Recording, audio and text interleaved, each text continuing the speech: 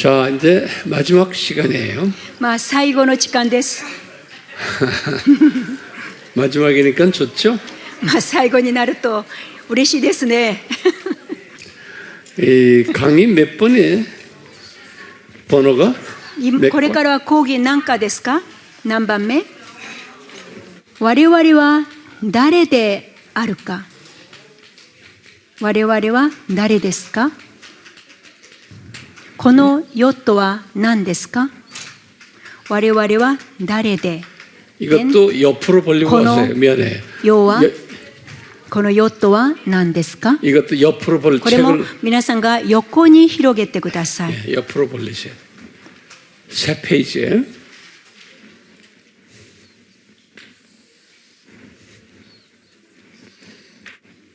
자, 이제 보세요. 이제 여기 빨리 오면 창세전 이렇게 쓰세요. 創世前。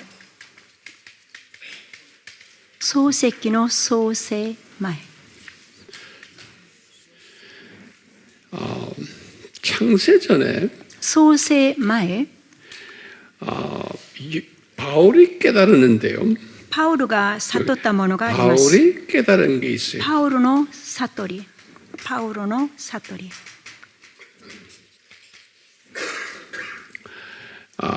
고린도전서 2장 7절. 第一コリント 고린도전서. 2章7節。第一コリント2章7節。 그다음에 로마서 ローマ書 16장 25절 26절이 16章25から26節。 요 두 걸 좀 한번 읽어보세요. 그래서 この第一コリント2章7節読みます。 Thank you. 私たちは奥義のうちにある隠された神の知恵を語るのであって、その知恵は神が私たちの栄光のために世界の始まる前から定められておられたものです。 로마서 これは次はですね、ローマ書の 16장 16章 25절 25節から26節。私の福音、すなわちイエス・キリストを伝える宣教によって、まだ世々にわたって隠されていた奥義の啓示によって。 지금 여기 보면 바울이요. 뭘 깨달았냐면 ここでパウロは何を悟ったんでしょう 이 か。 창세전에 예수님의 십자가 사건을 하나님이 디자인하셨다는 거예요. イエス様がこの創世前に、この十字架、イエス様の十字架をこの、デザインしたと計画なされたということですね。 기가 막힌 말씀하시는 거예요. 이건 아담이 타락하기 전이에요. これはアダム堕落の前です。 그래서 지금 여기서 뭐라고 했냐면 이것은 신비다 그랬어요. ですからここでですね、これを奥義と言います。 이것을 바울이 나중에 뭐라고 하냐면 하나님의 신비다 これ 그랬어요. を、パウロは後にですね、これは神の神秘である。 하나님의 신비다 그랬어요. 神の神秘。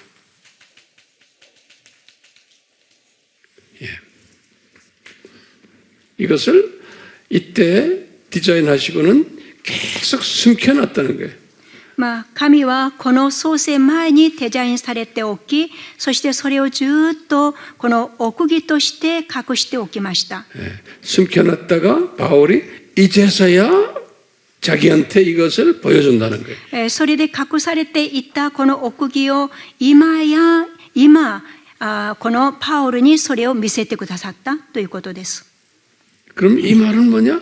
아하, 십자가 사건은 아담 타락 전에 이미 디자인됐구나. 이걸 우리가 깨닫게 됩니다. ですから十字架の出来事はこのアダムの堕落前にデザインされたということですね。 여기다 좀 적어놓으세요, 여러분들이. 십자가 사건은 この十字架の出来事は 아담 타락 アダ 전에 ム堕 디자인됐구나. 落以前にこのデザインされた。アダム堕落以前にデザインされた。 대부분의 기독교인들은 아담 타락 때문에 십자가를 지시게 됐다. まあ 이렇게 알고 多 있어요. くのクリスチャンたちはですね、アダムの堕落のゆえにイエス様が十字架を背負ったとこのように考えています。 바울도 그렇게 알고 있었어요. パウロも、そう思っていました。 근데 보시면 요 고린도 전서는 55년에 쓴 거예요. この第一コリントはですね、AD55 年に書きました。 로마서는 57년에 この 썼어요. ローマ書は57年に書きました。 바울이 35년에 개종했어요. このパウロは35歳の時に改宗しました。 이분이 지금 55년에 깨달았으니까 この方が55年にそれを悟ったので、 개종을 하고 20년 동안은 改宗され20年間の間は 뭘 믿었냐면 何を信じ 아담이 たんでしょうか。 타락했기 때문에 アダムが堕落したか 예수님이 ら 십자가에 죽으셨다고 イエ 믿은 ス 거예요. 様が十字架にかかったとそう信じていました。 그것을 그냥 원시 복음이라고 그래요. これを原始福音と言います。 그걸 원시 복음이라고 그래요. 原始福音。 거기 창세기 3장 15절이 これが創世記の3章15節です。 여기 창세기 3장 15절이 この創世記3章15節。 그런데 이분이 쭉 20년 동안 원시 복음을 깨닫고 가르쳐 왔어요. それでこのパウロは改宗した後20年間の間、原始福音だけをこの悟って教えてきました。 그러다가 고린도 전서를 쓰시면서 それでコリント第一を書くときに 지금 이 말씀하시는 거예요. この言葉を言いました。 이분도 깨달은 거예요. この方もこの時悟ったのです。 그래서 이분이 이것을 신비라 그랬어요. それでこの方はこれを神秘と名乗っています。奥義。 또 로마서에서도 똑같이 また 그걸 깨달은 거예요. ローマ書でも同じく悟りました。 자, 이렇게 우선 해놓고요. 창세 전 이야기. これは創世以前です。創世以前。 그럼 우리가 여기 보세요. 창세 여기다. ここは 뒀어요. 創世。 우리 아까 공부한 걸 또 공부하는 거. 先のことをですね、またもう一回復習します。 여기 1장 これは 1절. 一 여기 章 창세기. 創世記一章一節。 이때 우리가 아까 공부했어요. 先ほど学びましたね。 지구를 만들었는데 그 그거- 안에 지구를 이렇게 씌웠는데 그 안에 뭘 지옥까지도 만든 この 거예요. 地球を作るとき、また地獄も作りました。この地球の中にこの地獄も作りました。 그다음에 여기 이제 루시퍼 ここにルシファ 타락이 ー、ルシファー堕落、ルシファー堕落。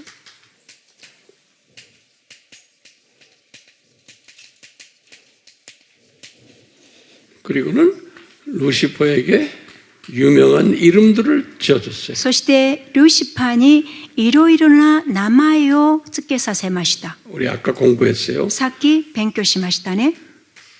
이름들을 쭉 유명한 이름들을 この 줬어요. 有名な名前が与えられました。 그리고는 직접 지옥에 집어넣질 않았어요. それでこの堕落後にすぐこの地獄に投げ込みませんでした。 직접 すぐ 지옥에 집어넣질 않았어요. もう直接地獄に投げ込みなめ込みませんでした。直接。직접이에요, 바로예요. 즉시 그런다. 아, 그래서やっぱりね、すぐだってやっぱり直接じゃない。 예, 즉시란 말이 나요. 이렇게. まあすぐ。 예. 자, 그러는 가운데 아담을 창조했어요. その中でですね、アダムを創造されました。このルシファーが堕落した後、その環境でアダムを創造されました。 그리고는 이제 아담이 타락됐어요. それでアダムが堕落しました。アダムの堕落。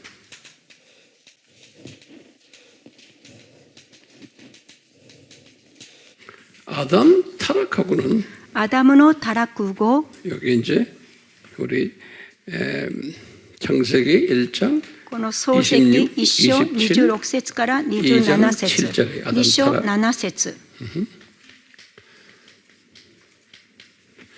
아담 타락하시고는 아담은- 아담한테 사탄한테 말하는 거예요. 여기다 このアダムの 사탄에게 堕落後、 예수님이 말씀을 サタンにイエス様は言い 예수님이 ました。 사탄에게 말씀하시는 イエス様はサタンに言いました。 그것이 창세기 3장 それ 15절. が3章の創世記3章の15節です。 이것이 예수님이 장차 인간이 되어서 내려오겠다는 소리. これは 십자가 イエス様が後人になってこの地上にいらして十字架にかかるということです。 이것을 원시 복음이라. これを原始福音と言います。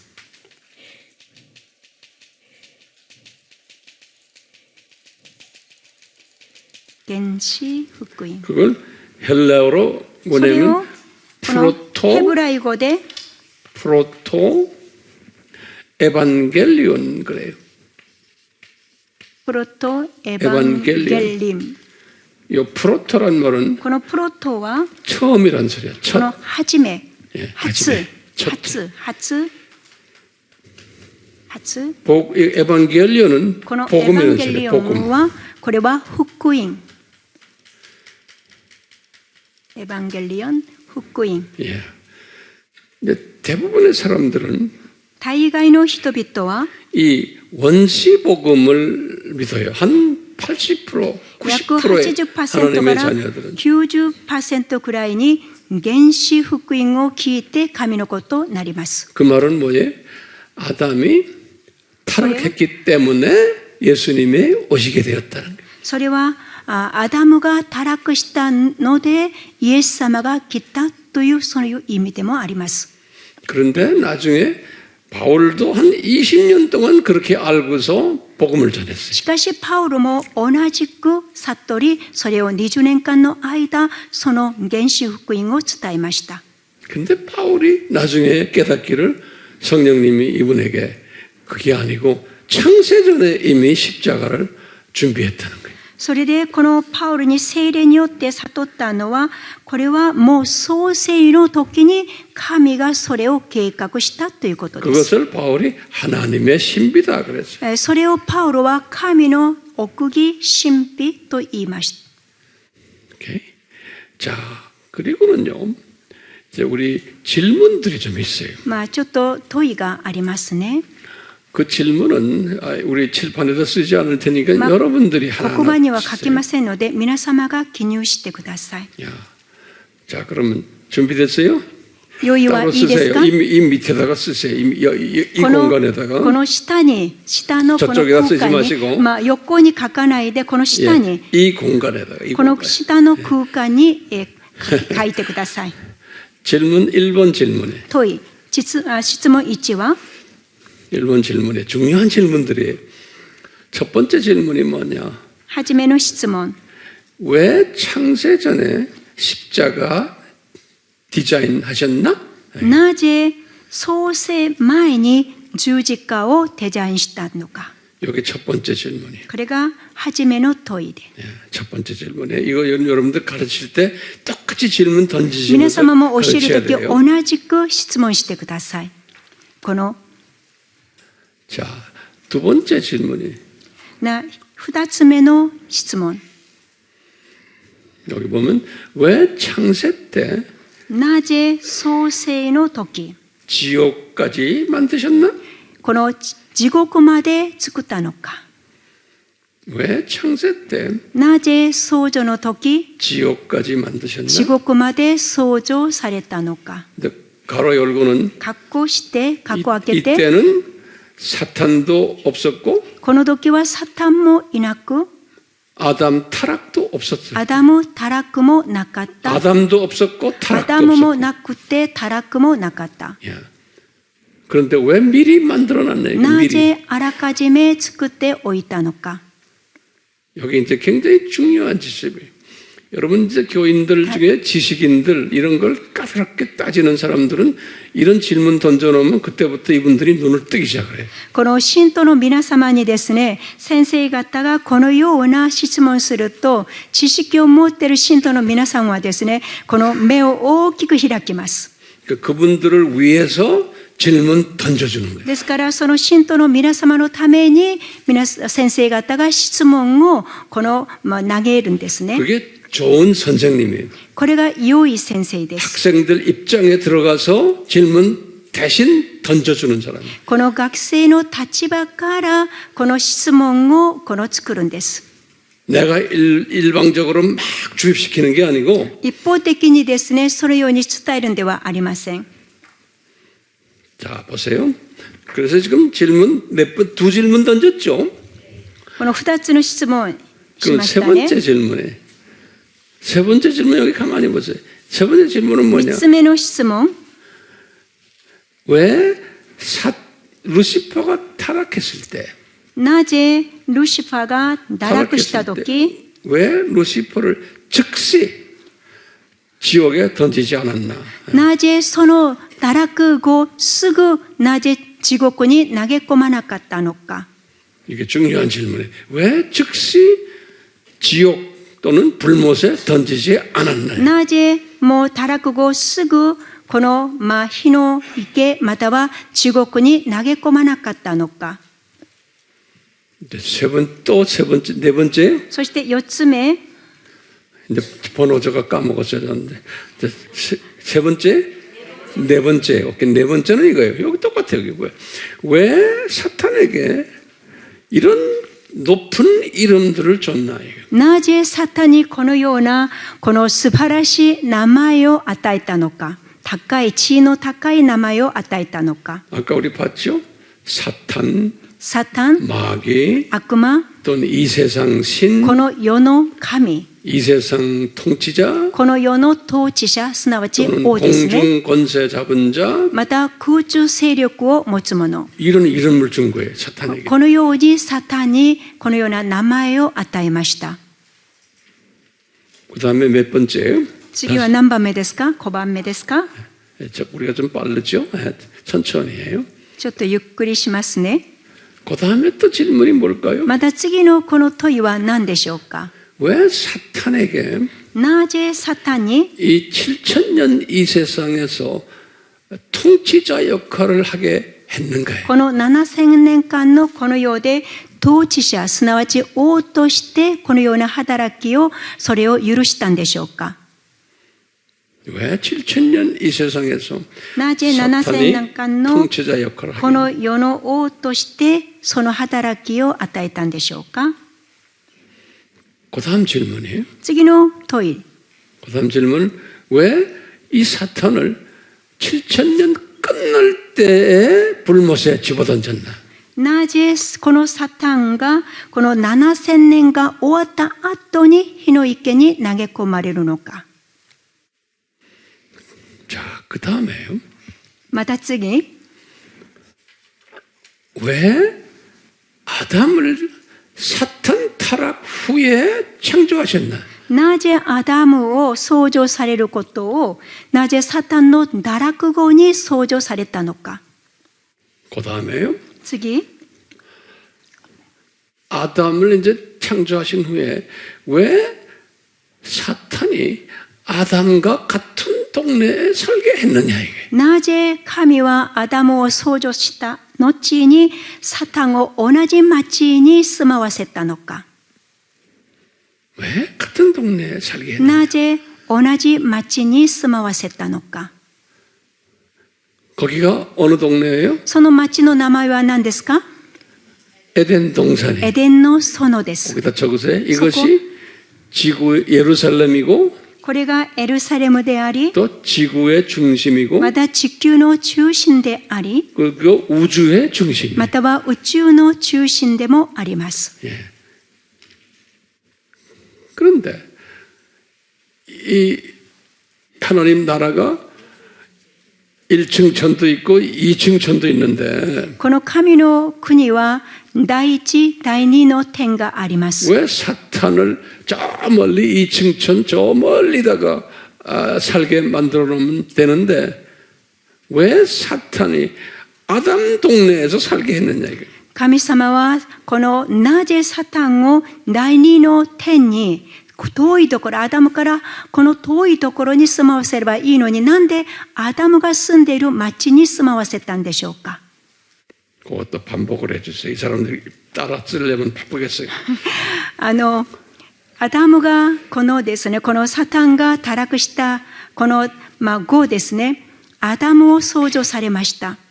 そしてこのアダムを創造された後、この堕落したこのサタンをですね、第二の天の遠いところに送ればいいのに、なぜこのアダムが住んでいる第一の天、そこのエデンの園で共にそこで住まわせたのか。 그것도 우리 질문인 거예요. 왜 これも 같은 동네에 살게 問いです。 했느냐? なぜ同じ町に住まわせたのか。 저 먼 데다가 던져놓으면 좋을 텐데. 遠いところに投げ込めばいいのにですよね。 이게 보통 다 사람들이 질문하는 것들이에요. このような皆がですね、疑問に持っているところです。 이 질문에 우리가 해답을 해줘야 돼. この問いに我々はこの答えねばなりません。 그게 선교사의 짭이고 목사의 짭이에요. それがですね、この宣教師や牧会者のこのような職業です。 제 말이 틀렸어요? 私の言葉が間違っていますか？ 틀렸다 그러면 곤란하죠. 間違ってると言ったら私困りますね。 그 다음 또 질문이 있어요. また次の問いです。 그 다음 질문은 뭐냐? 사탄이 아담을 유혹할 때, このサタンがアダムを誘惑するとき、 그 일본어하고 우리 언어는 순서가 같기 때문에 아주 쉬워요. 그래서 この日本語とこの韓国語はこの順が、言葉の順が同じだからいいですね。 이 순서가 거꾸로 된 데는 내가 길게 말해야지. 그 다음에 돼요. 言葉のこの順が同じじゃないとですね、この一センテンスずつ言わねばならないんですね。 네, 다시 말해요. もう一回言います。 내가 무슨 말했죠? 私が何を言いましたか？ 뭐 내가 오케이. 보세요. 이 논리적으로 지금 생각하는 게 今論理的に考えているんです。 아담을 유혹할 때 アダムをサタンが誘惑するとき、 왜 예수님이 막지를 않으셨나 이거예요. なぜイエス様は止めなかったでしょうか？ 도와주지를 않았냐 이거. 助けてくれなかったかということですね。 왜 예수님이 안 도와줬어요? なぜイエス様は助けなかったでしょうか？ 이게 우리 질문이죠. これが私たちの質問、また問いですね。 그렇죠? そうですね。 그 다음에 지금 원시복음에 그 다음에는 これはですね、次に原始福音です。 아담이 타락을 했는데 アダムが堕落したんですけれども、 타락 즉시 예수님이 여호와가 아담에게 아니 저 사탄에게 말하는 거예요. 사탄에게 このアダムが堕落した後、まっすぐこのイエス様はサタンに言います。 사탄에게 말하는 게 이 원시복음이에요. このサタンに話しているところが原始福音です。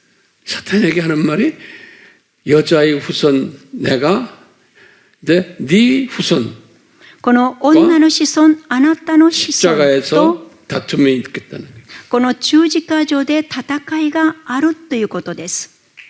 그 원시복음을 이야기하는. 그런데 ここで原始福音を言ってます。 여자의 후손이 승리한다는 し 거예요. かし女の子孫が勝利をすると言います。 이 말씀을 하신 거예요. この御言葉を言いました。 그다음 마지막 질문이 この最後の問いです。 굉장히 어려운 질문이에요. この大変難しい問いです。 지금 마지막 질문은 창세기 3장. この最後の質問は創世記3章。 3장 창세기 3장 創世記3章 22절에서 24절에 22節から24節まで。 이게 굉장히 어려운 질문이에요. これはとっても難しいこの問い、質 우리 問です。 선교사님 이건 꼭 읽어주시길 바래요. ここはです 조금 ね、 있다가 이분들 다 정리한 다음에 전부 다. 그리고 성경을 직접 열어보셔야 돼요. 요거는. まあ、後にですね、これを一緒に開きましょう。 예, 이거요? 이렇게. で、こちらで読みます。神である主はこう言われた。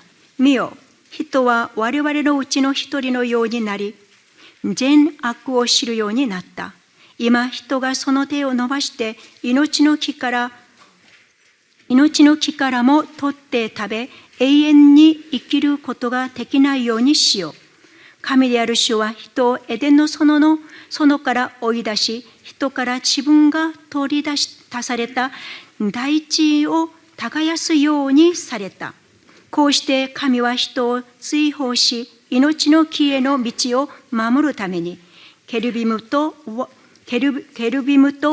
を描いて回る炎の剣をエデンの園の東に置かれた。 이게 기가 막힌 말씀인데 이거 목사님들이나 신학자들이 이 성경 구조를 엄청 어렵게 생각해요. これはですね、この、素晴らしいところなんですけど、牧先生方やまたこの神学者はですね、これを大変難しく思っていま 왜냐하면 す。 이 말씀이 우리를 상당히 괴롭게 만드는 こ 말씀이에요. の御言葉はとっても私たちを辛くさせます。 여기 보세요. 이 말씀은 뭐냐? 아담과 하와가 자기네가 영생을 이제 빼앗긴 것을 깨닫고는 우리가 다시 에덴 동산에 들어가서 생명나무를 먹어서 영생을 회복하기를 원하는 거예요. 그래서 그렇게 하려고 하니까 삼위 하나님이고 우리가 그런 거예요. 삼위 하나님이 그걸 못하게 막아버리는 거예요. この永遠の命を取られたこのエヴァとアダムはまたこのエデンの園に戻り永遠の命の木の実をこのなるための木の実を食べようとしたところにこの三位の神様はそれを止めました。 그게 중요한 거예요. 왜 아담과 하와가 영생을 회복하려고 그러는데 못하게 막습니까 이게? なぜアダムとエヴァが永遠の命を回復しようとするのになぜ神はそれを止めるのか。 이 기가 막힌 질문이에요. これは本当にすごい質問です。 예? 왜 그럴까요? なぜでしょうか。 이거 교인들 중에 똑똑한 사람들이 물어보면 뭐라고 대답하실래요? 賢い信徒の皆様からこのように、質問したら先生方は何と答えますか？ 예? 何と答えますでしょうか？ 이걸 이제 보면 아하 아담 타락이 우연히 일어난 거예요? 하고 물어보세요. じゃあアダムの堕落はこの偶然に起きたことでしょうか？ 예? 아니 違いますよね。 우연이 아닌 걸 어떻게 하느냐? この偶然でないことをどうやって分かるんでしょう 지금 か？ 제가 지금 질문 던진 거를 보면 그 질문 내용을 보면 아하 이 아담 타락이 우연이 아니구나. 私が先生方に質問したことはですね、これは偶然ではないなとそれを皆様はすぐもう悟るでしょう。 이게 하나님의 온전한 디자인이구나 이거 알 수 있어. これは神様の完璧なデザインだということを分かります。 그래서 이것을 하나님의 신비라고 그러는 거예요. ですからこれを神の奥義と言います。神秘または奥義。 그리고 우리가 지금 이 세상 7,000년이 전개되는 거예요. それで我々はこの世の7000年間のこのような、この世の7000年がこの展開されます。 여러분들 요 공간에다 내가 간단히 적을 텐데 보세요. 지금 영원 세계에 쫙 있다가 ここに永遠の世界 이 にい 세상 ました。 7,000년 지나다가 또 영원 세계로 こ 가는 れで 거예요. この世の7000年間過ぎたらまた永遠の世界に行きます。 이 7,000년은 영원 세계에서 보면 하나의 점이에요, 점. この7000年はですね、この永遠の世界から見ればこれは点に過ぎません。 점이라고 영어로는 다트라 그래요. これはですね、ドットですね。 여기 점이야. 예? 요거 그려놓으세요. ドット、 이거 이제 点。 여러분들이 교인들한테 가르칠 때 이거 정확하게 알려주셔야 돼요. これを皆様、점。 本当に信徒の皆様に教えるとき、このドット、 오케이. 점、 ド 점이야. ット。 그래서 이 영원 세계, 이 영원 세계를 저세상 그런 거야. こ 저세상. の永遠な世界をあの世と言います。 저세상. 요걸 뭐라고 불러요? 요걸 これを 이세상. 何と言いますか？この世。 이세상. 이 세상이 몇 년이에요? この世は何年ですか？何年ですか？ 우리 아까 봤죠? さっき学びましたね。 7,000년. 7000年。7000年。 그리고 다시 저 세상으로 ま 회복. たあの世に回復します。 그러니까요. 이제 하나님의 입장에서 보면 하나님이 우리 인간을 하나님의 자녀들이에요. 하나님의 자녀들을 이 세상에 던졌다가 훈련 좀 시키고 다시 저 세상으로 데려가야지 하는 그런 마음이 있는 거예요. ですから神様の立場から考えるとですね、この神の子をこの世に送って、それでこの世で訓練されたら、またこの訓練が終わったら、あのようにこの移してくださる。 그래서 이제 이 세상은 제가 뭐로 만들었냐면 제가 만든 건데 これは私が作ったものなんですけれども、 창조 목적 학교라 이렇게 私はこの世の7000年間を、私はですね、創造目的学校、創造目的学校、 이 세상 7,000년을 창조 목적 학교다. この世の7000年間を創造目的の学校として神様はこの世の7000年間を与えました。 그럼 우리는 뭐예요? じゃあ、では我々は何ですか？ 기독교인들은 クリスチャンは 학생이, 学生ですね。クリスチャンとしては学生。 학생이. クリスチャンは学生。 그리고 나중에 졸업하고 다시 고향으로 そ 올라갑니다. して卒業したらですね、この故郷に帰ります。 자, 그럼 우리가 이 학교 시스템을 간단하게 봐요. ちょっとこの学校のシステムをこれから書いてみます。学校のシステム。この世の 천년씩 보면 この 7000 3,000년이 年。 누구에서 여기 この 노아예요. この世で3000はノアですね。 여기 노아. BC3000年ノア。 여기 요 기간은 この期間は 요 기간은 이 학교 측면에서 보면 뭘까요? この学校のこのような側面から見れば、この BC4000 から3000までは何と言えばいいんでしょう 제가 か。 편의상 이것을 유치원이라고 봤어요. これはペンリ上幼영적 稚園、霊的幼稚園。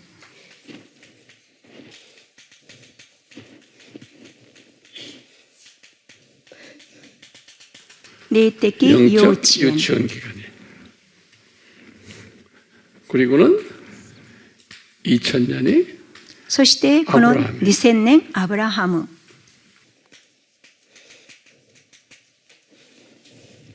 유치원 다음에 뭐예요? 幼稚園の次には何ですか？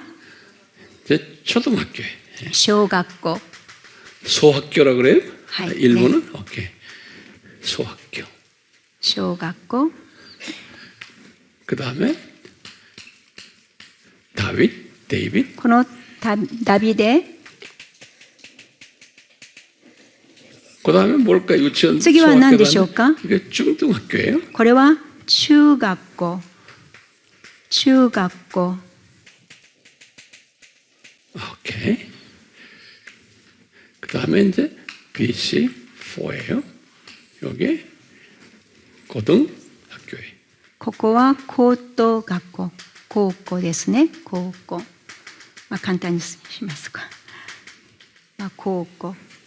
고고. 오케이. 高校。 여기 이제 여기 동서교회 ここにですね、東西この分離、同罪教会の分離。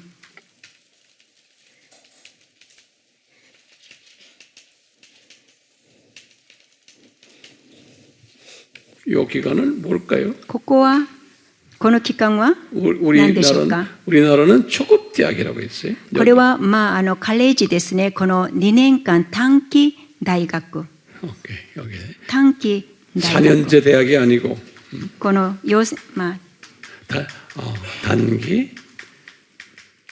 단기 대학이라고 그러나. 오케이.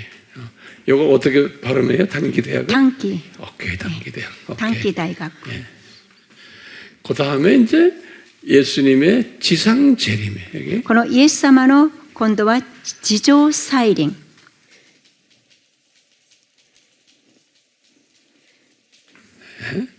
요 지상 재림까지가 ここまでが 요거를 4년제 대학이 この4年間のこのねユニバーシティですね。この大学。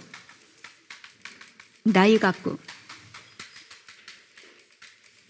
오케이. 요 기간은 천년왕국이에요. ここは千年王国。 요 기간은 뭐라 대학원이 これは大学院。大学院。 오케이. 여기 심판 여기 ここは審判。審判。 여기 새 하늘과 새 땅. これは新天新地。新天新地。 여기 이제 사탄을 여기 불못에 던짐. ここにサタンを火の池に投げ込む。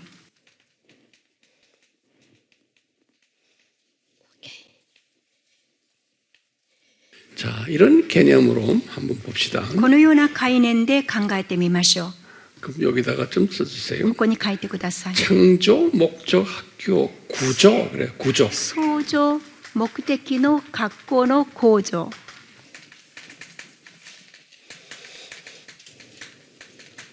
構造。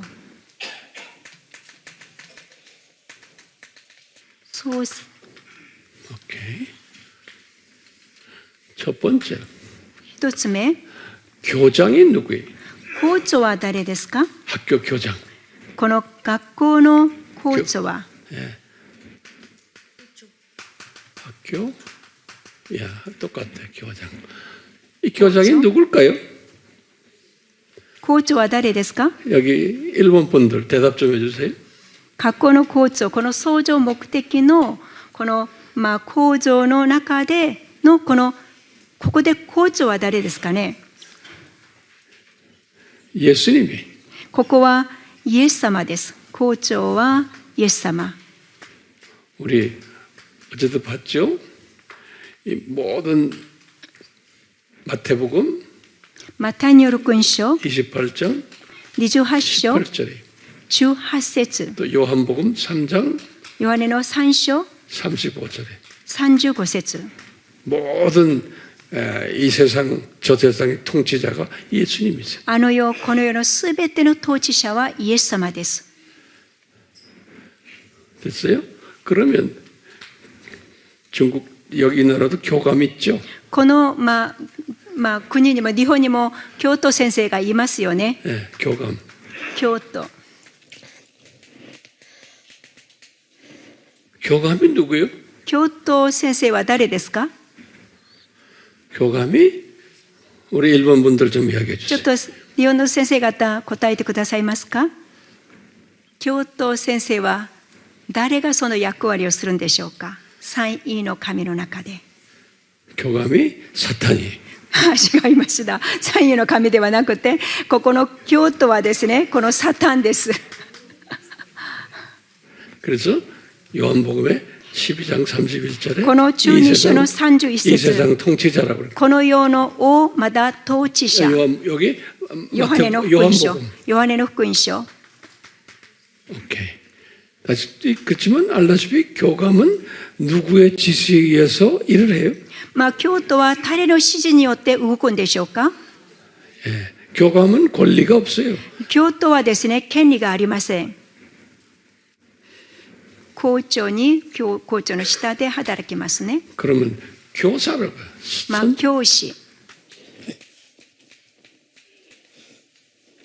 교사 중에 좋은 교사들이 있어요. 良い教師がいます。 선한 일을 하는 교사들이 있어요. まあ、善を行う教師です。 이게 이제 내가 보니까 선한 천사들이 これは、まあ、良い天使と私はそう見ています。良い天使。 그러면 악한 교사들이 있어요. この悪い教師は 악한 교사들. 학생들을 괴롭히는 교사들이. この学生たちをですね、苦しめるこのような教師がいます。 이게 뭐냐? 사탄의 똘마니들이. これはですね、サタンの家来。 그러니까 여기 뭐냐면 적은 마귀들과 마귀들이에요. ここにですね、小さなこの悪霊、 귀신들, 마귀들, 귀신들 여기다 이렇게 그냥 この悪霊とこの막말은 아니죠. 마귀가 제일 왕초 마귀가 사탄이고 그 왕초 마귀 밑에 또 꼬마 마귀들이 있어요. その下にこの小さな悪魔たちがいます。 마귀 할 때 그걸 이제 우리가 영어로는 이렇게 됐어요. 좀 이거 굉장히 중요해요. 이 원어로 헬라 말로는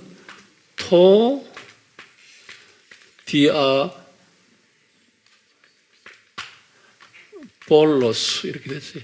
이 영어로는 이게 뭐 더 데블 그러네요. ですからディアボロスとですからデブル。 이럴 때는 이놈이 사탄이에요. この時はこのものがこのサタンと言えます。 사탄을 부를 때는 꼭 이렇게 불러요. サタンを 더가 붙어요. 言う時に必ず더 그다음에 자. 캐피탈 레터 D예요.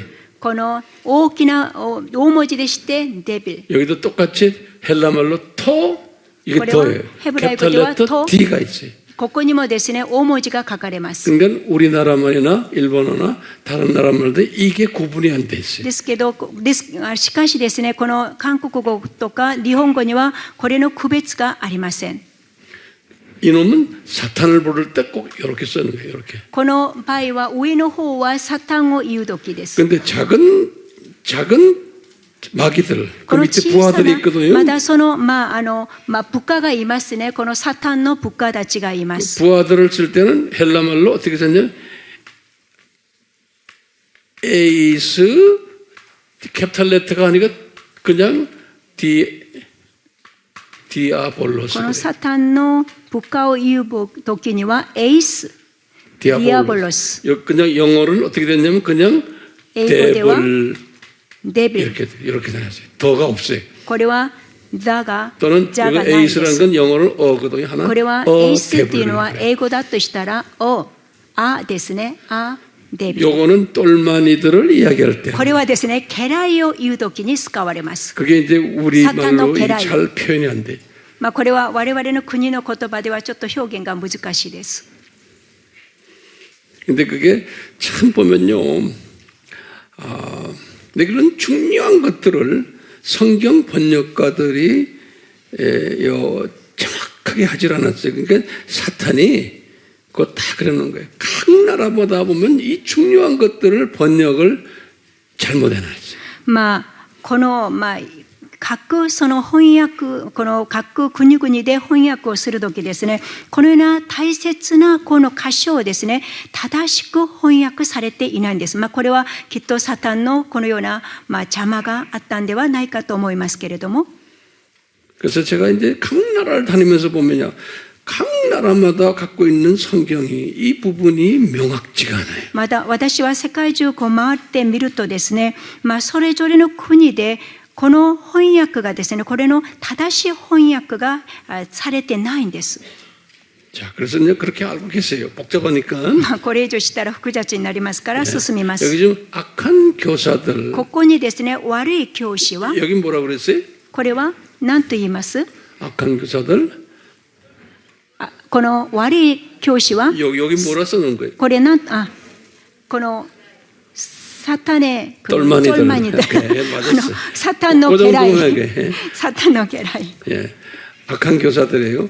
또 악한 교사들이 또 누구 있냐면 また悪いこの教師が誰がいるかと言ったら、 사탄의 자녀들이. サタンの子ら、 예, 사탄의 자녀들이. サタンの子ら。 이분들이 우리에게는 악한 교사들이에요. まあこのようなものが私たちにとっては悪い教師です。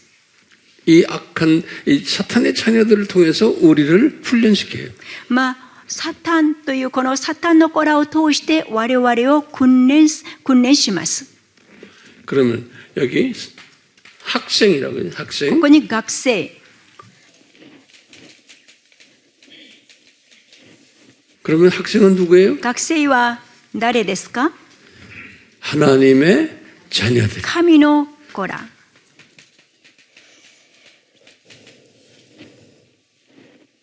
그러면 이 학교에 じゃあ次。 교훈, 학교마다 교훈이 있죠. 교훈. まあ、皆さん学校ごとにですね、まあ、いろいろこの決められた規則がありますね。この学校の校訓は何でしょうか？学校の校訓、この校として校訓。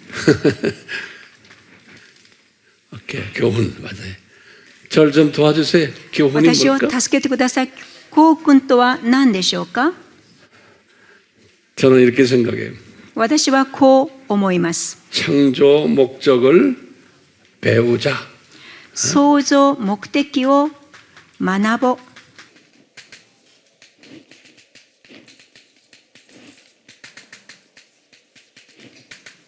그 다음에 모르겠어요.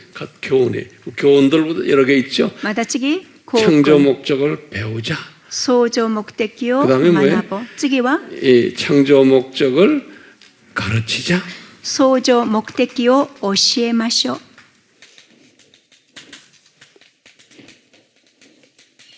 지금 우리가 그 공부하는 거예요. 예? 今その勉強をしております。 주변에 나눠주는 거예요. 周りにそれを配るんです。 그 다음에 뭘까요? 次は何ですか？ 3番目。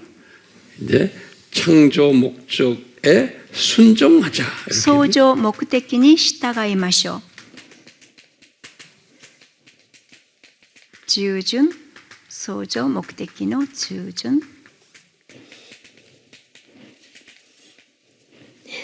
이게 학교 교훈이에요. これが学校の校訓です。 여섯 번째는 この6番目、 학교 과목들이 뭐예요? この学校の中で学ぶべきこの科目は何でしょうか？教科書ですね。 그게 이제 7대 신학 7대 신학이라고 그냥 써요. 신학 과목 그래. この7つの神学。 7대 신학 7大 과목. 神学。7大神学。7です 거기에 から。 이제 뭐 기독론이 뭐냐, そこにはですね、キリス 삼위일체론 ト教論とか三位一体とか、 구원론 救済論と 가다가 か、 종말론 また終末論とか、 이런 과목들이 このようないろいろなこのような科目です 이런 ね。 공부들을 하는 거예요. このような勉強をします。 그 여러분들도 지금 이 공부를 하는 거예요. 皆様も今その勉強をしております。 딴 거 많지만 이 정도만 우선해요. 多 그다음에 くありますけどここまで。これで次に7番目。 학점 어떻게 봐? 학점. 点数はどうなるんでしょうか？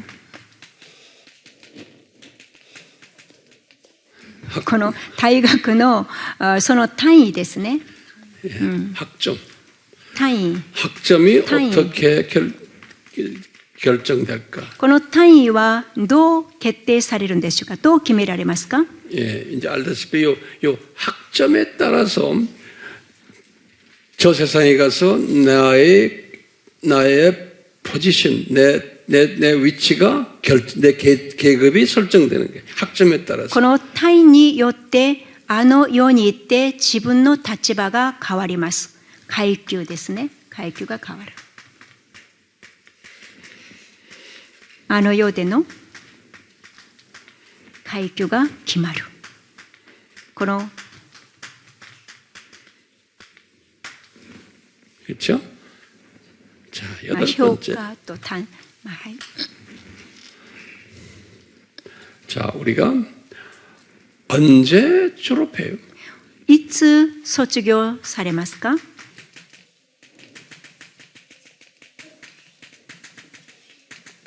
그러면 여러분들 대답해 주세요. 이건 내가 말 안 해. 皆様がちょっと答えてくださいますか？いつ卒業されますか？ 우리가 죽을 때. 私たちが死ぬ時、肉の死の時ですね。 우리가 死ぬ時、 우리가 죽을 때 졸업해.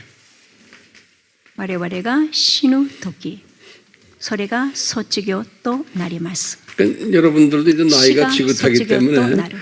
이제는 곧 졸업할 때가 왔어요. 皆様も結構年を取っていらっしゃいますから、もう少しで卒業されます。 젊은 사람이라고 특별히 또 빨리 갈 때도 있어요. まあ若者から先行く場合もありますね。 또 뭐가 있어요? また何があるでしょうか？ 아홉 번째. 9番目、 학교가 学校が 언제 개교되었나? いつ学校がこの開校されたんでしょうか？ 이 학교가 언제 개교되었나? いつ学校が開校されたか？ 언제 개교됐어요? いつ開校されたんですか？ 아담 타락 때. アダムの堕落の時。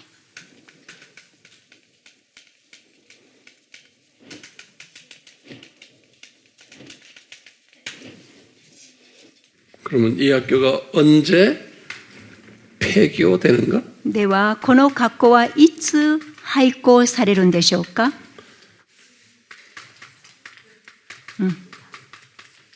いつ廃校されるんでしょうか？ 그럼 뭐라 그래요? で、何と答えますか？ 심판 때. 審判の時。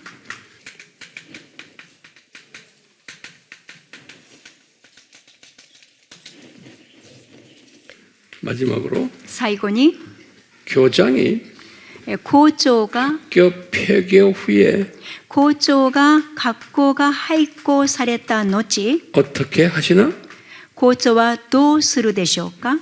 교장이 학교 폐교 후에 어떻게 하시나? 校長はこの学校が廃校された後、どうするでしょうか？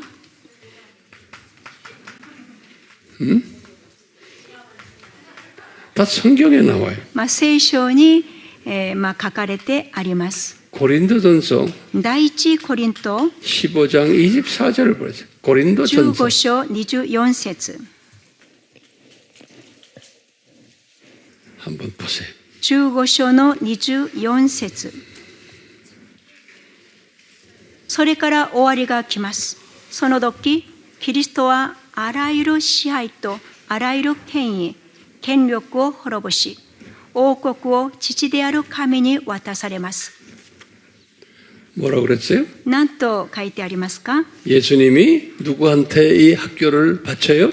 イエス様は誰にこの学校を渡すんでしょうか？ 아버지에게 바치시는 この父である神に渡します。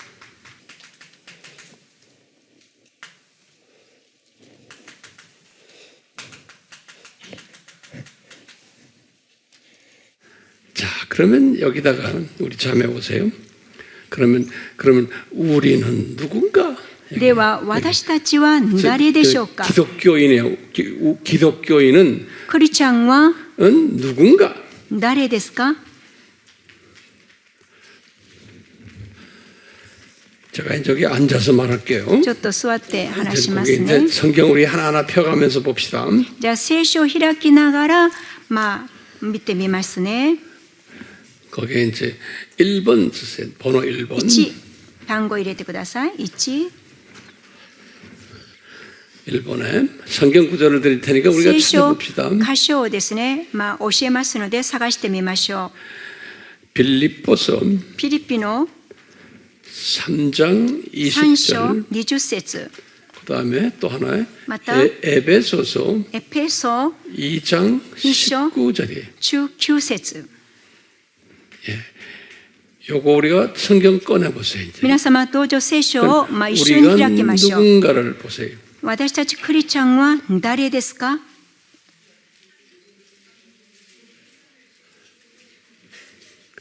그러면 한번 읽어보세요. 우리가 목소리 녹음하게. じゃあ読みますね。ピリピ人の手紙3章の20節。しかし私たちの国籍は天にあります。そこから主イエス・キリストが救い主として来られるのを私たちは待ち望んでいます。 빌립보서 아니 에베소서 2장 19절. この次のエペソの2章の19節。エペソの2章19節。こういうわけであなた方はもはや他国人でも義勇者でもなく、生徒たちと同じ国の民であり、神の家族です。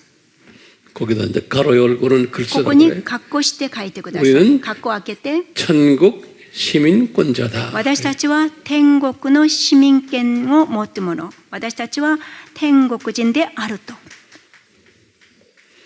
천국행 패스포트와 비자를 가지고 있는 사람. 天国行きのビザとパスポートを持っています。 거기다 그 말도 써놓으세요. それも書いておいてください。 우리는 私たちは 천국행 天国行きの 파스포트와 パスポートと 비자를 가지고 있는 사람. ビザを持っています。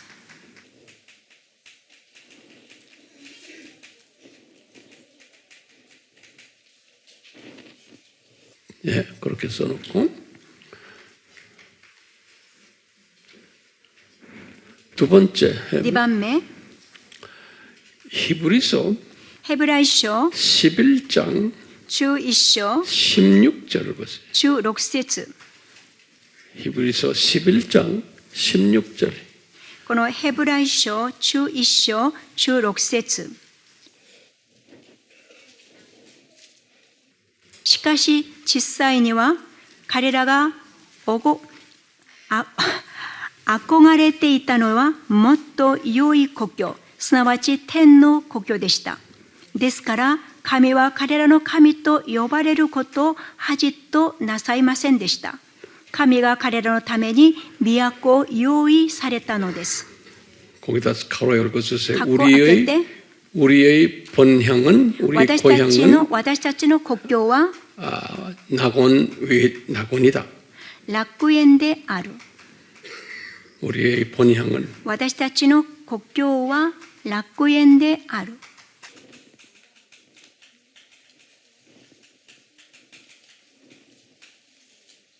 私たちの故郷は楽園である。 그다음에 세 번째 そして3つ目、3番目、 요한복음 ヨハネの福音書 15장 15章 19절 15章の또 하나요. 주세츠. 요한복음 17장 ヨハネの福音書17章 14절 14節。 15장 19, 17장 14절 맞아요.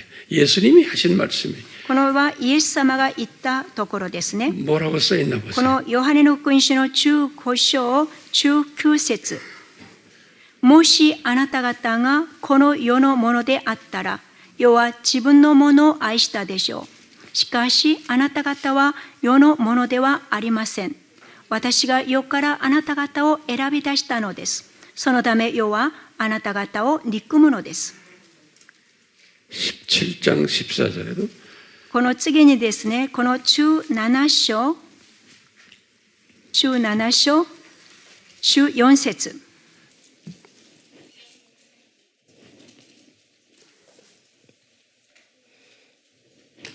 私は彼らにあなたの御言葉を与えました。世は彼らを憎みました。私はこの世のものではないように、彼らもこの世のものではないからです。 이게 무슨 말이에요? これはどういうことでしょう 예수님이 か。 그러죠. イエス様が言いました。 너희들은 이 세상에 속한 자가 아니다. あなた方はこの世に属しているものではない。 우리는 이 세상에 속한 자가 私たちはこの世に属しているものではない。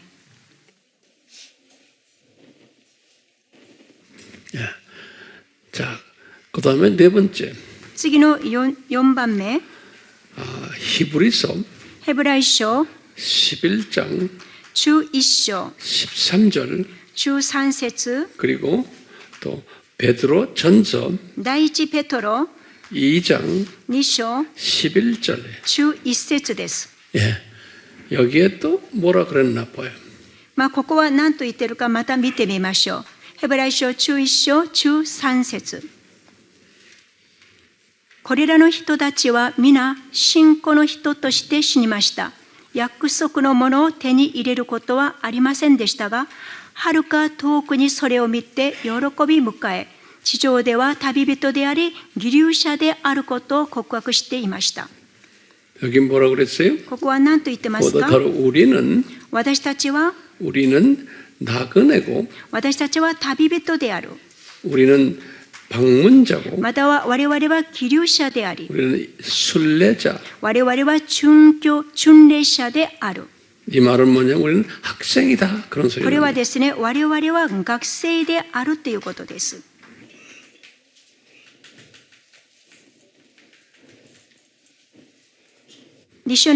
エペソの2章の19節読みます。こういうわけであなた方はもはや他国人でもギリシャでもなく生徒たちと同じ国の民であり神の家族なのです。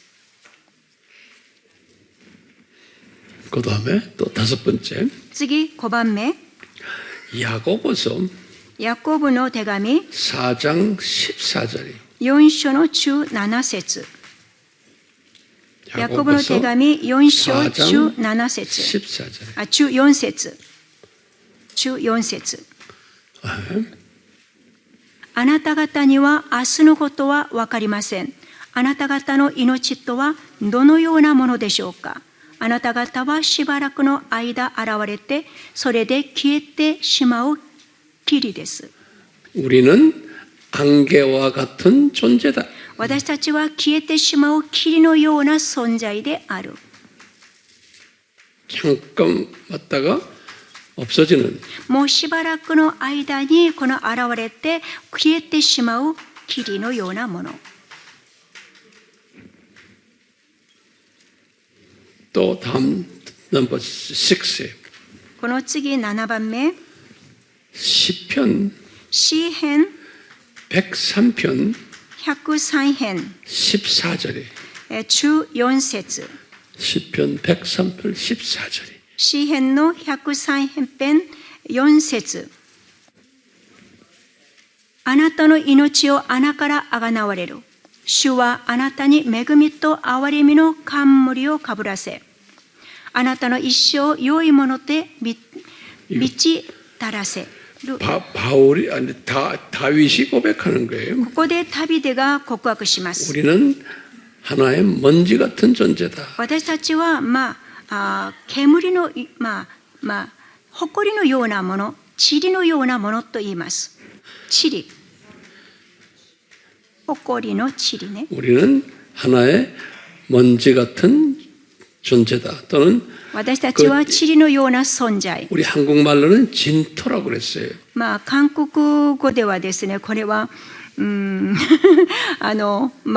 じこのような意味でもありますけれども、これも人道と言いますね。また土ということ。 그런데 영어 성경이나 그 오리지널 보면 dust라고 그랬어요. dust. ですからもう英語とかそういうところを見るとね、ダストですから、埃ですね。 예, dust라는 거는 뭐예요? 塵または dust라는 거는 먼지란 소리예요. 埃。 곡골이. 同じ塵ですね。 예. はい。 우리가 이런 걸 보면서요, 인생 별거 아니구나 이렇게 생각이 안 드세요? 私たちはこの聖書箇所を読みながら、私たちは大したものではないなと思われませんか？ 이런 걸 깨달으면요, 질투심도 없어지고 こういう御言葉を悟るとですね、嫉妬もなくなり、 미움도 없어지고 この憎しみもなくなり、 다 똑같은 사람들이에요. 모두. みんな、同じ人であるということです。 나보다 조금 잘난 것 같지만 질투할 거 없어요. 좀 있으면 다 이 세상 떠나요. 私よりちょっと優れたように見えますけれども、もうじき私たちは皆ここから離れます。 그러니까 편안한 마음 가지는 거예요. ですから安らぎを経ってください。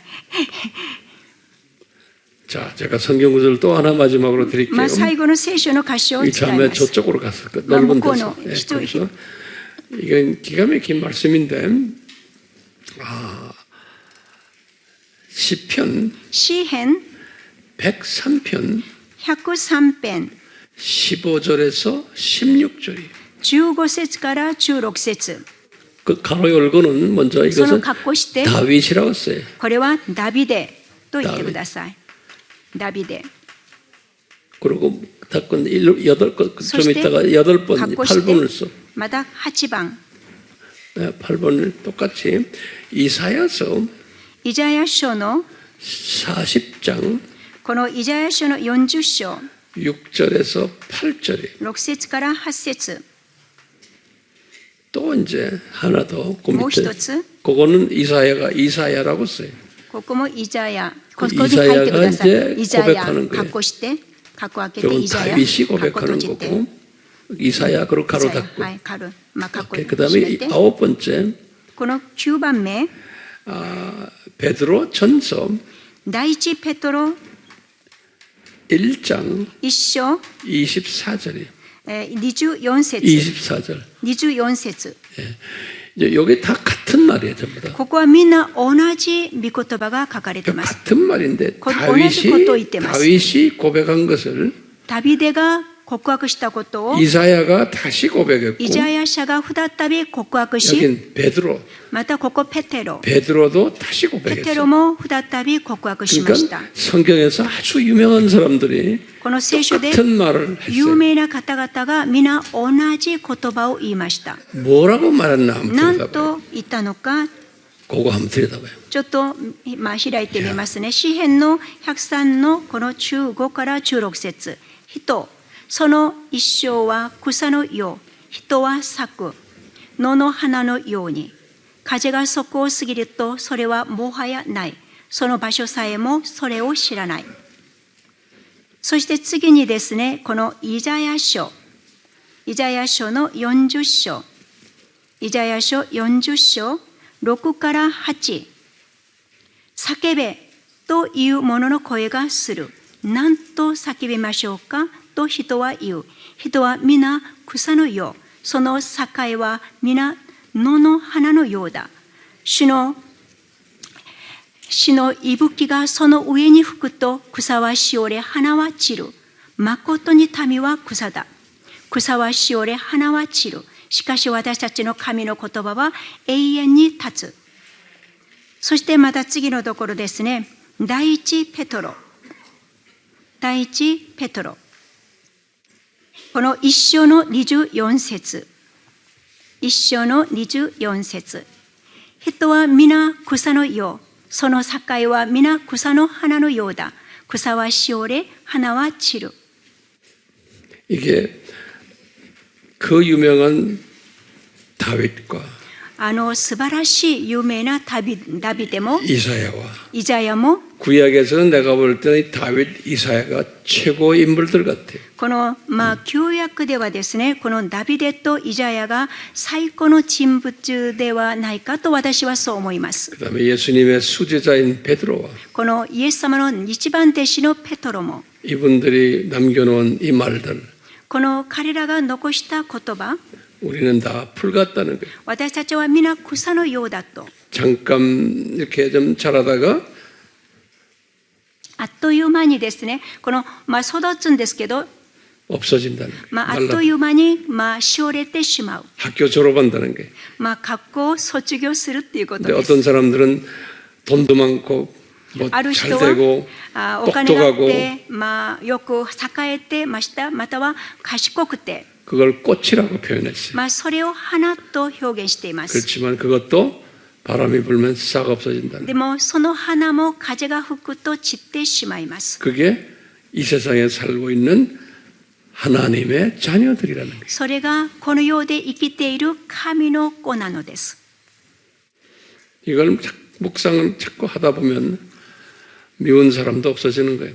このような聖書の箇所をよく黙想するとですね、憎むこの人もいなくなります。 삶이 좀 고달퍼도 ちょっと生活はちょっと辛いんですけれども、 재정적으로 어려움이 있어도 財政的に経済的にちょっと辛いんだけど、健康のこのような問題があって 여러 も、 가지 사람과의 관계에서 복잡한 게 있어도 まだ人間関係で複雑でも、 자꾸 이걸 묵상하는 거예요. このような御言葉を黙想するのです。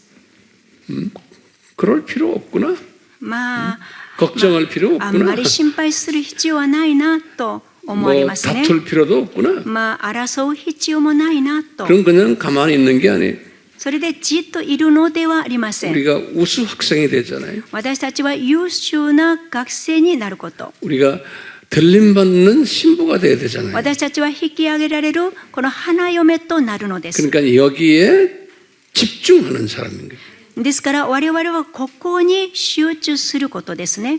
딴 것들은 다 이렇게 던져놓고 他はみんなこのようにこの投げ捨てて 예수님의 신부가 되는 일에 집중하는 사람이에요. イエス様の花嫁になることだけに集中する。 저도 그 삶을 살고 있어요. 私もそのような生活をしております。 그러니까 사람들이 그래요. 人々が私にこう言います。 목사님 20년 전에 설교한 화면을 가지고 공부하는데요. 실물을 보니까 그때보다 더 젊어 보이네요. 그러더라고요. 先生、この20年前のですね、このYouTubeを見てるんですけれども、実物を見るとその時よりお若いですと言うんです。 거꾸로 사시네요. 그래요. なんか年を逆にとっていますねと。 나는 몰라요. 私は分かりません。 제가 선교지에 20년 전, 15년 전, 10년 전에 간 선교지에 제가 다시 가면 그래요. 황 목사님, 저희들은 황 목사님이 이제 다 꼬고랑 할아버지가 된 줄 알았는데 그때보다 더 젊어지셨네 이런 말 내가 많이 들어요. 私が宣教地に行くとですね、20年前、15年前にこの私と会った方々がですね、私とまた会うと、先生、その15年、20年よりもっと若くなりましたねとこう言うんです。 그래서 제가 보니까 내가 구약과 신약, 보약을 먹어 그렇구나. それで私はこう思うんです。私は旧約と新約のこの薬を飲んでいるからなんだなと思います。 여러분들도 다 이런 분 되시기를 예수님 이름으로 축원합니다. 皆様も皆そうなりますようにイエス様の皆によって祝福します。 우리 마무리 기도해 주시고 이제 끝내시죠. お祈りします。愛する天のお父様、今回この終末論の4つの学説、ファン先生を通して私たちは本当に具体的に学びました。ものすごいこの量でありますけれども、今回学んだことを戻ってもう一回繰り返し復習しながら、この学びを我々がよく整理し、またそれを実現し、またそれを教えるものとなりますようにお導いてください。本当にこの時間まで導いてくださった本当にこの聖霊様、助けてくださりありがとうございます。すべてのことを主に委ね、感謝を込め、イエス・キリストの皆によってお祈り捧げます。アーメン。 우리 예수님께 감사. イエス様に感謝捧げましょう。